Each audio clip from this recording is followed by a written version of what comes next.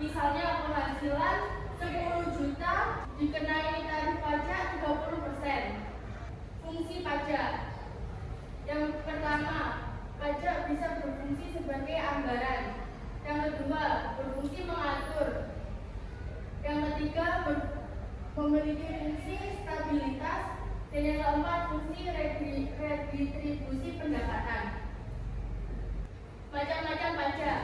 Berdasarkan sistem pemungutan, yang pertama pajak langsung, sebagai contoh kendaraan, penghasilan, dan rumah. Yang kedua, pajak tak langsung.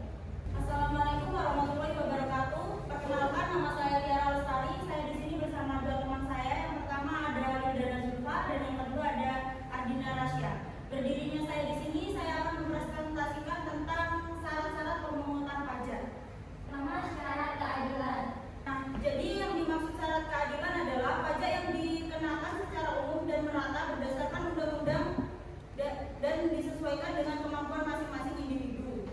Yang kedua, syarat yuridis. Yang dimaksud syarat yuridis adalah pajak telah diatur dengan berbagai undang-undang. Yang ketiga, syarat ekonomis.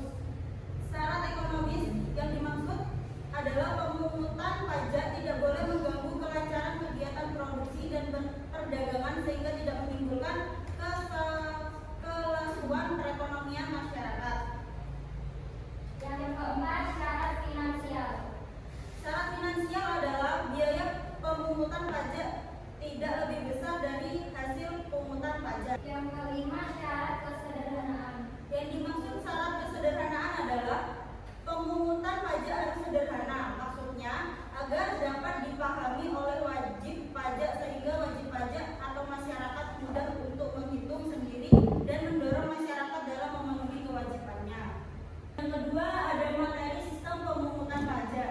Yang pertama ada official assessment system yang berarti memberi wewenang kepada pemerintah untuk menentukan besarnya pajak yang terhutang oleh wajib pajak. Yang kedua ada self assessment system yang berarti memberi wewenang kepada wajib pajak untuk menentukan sendiri besarnya pajak yang terhutang. Oke anak-anak, tadi kita sudah bersama-sama tiap-tiap kelompok sudah mempresentasikan mengenai materi perpajakan ya. Tadi salah satu yang disampaikan oleh teman-teman kalian adalah bahwa pajak harus memenuhi syarat keadilan. Masih ingat apa maksudnya pajak harus memenuhi syarat keadilan? Ada ya Bu? Ya. Pajak harus dikenakan kepada semua orang secara merata. Bagus, Ardina. Pajak Ya. harus diperhatikan pembayarannya. Ya, bagus, betul. Jawaban kalian benar semua.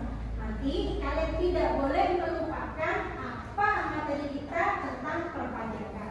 Untuk minggu depan kita akan mempelajari mengenai bagaimana caranya menghitung pajak.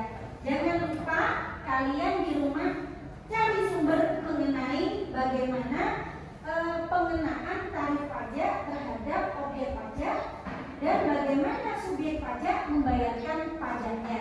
Jangan lupa ya, tugas kalian minggu depan tetap presentasi seperti barusan.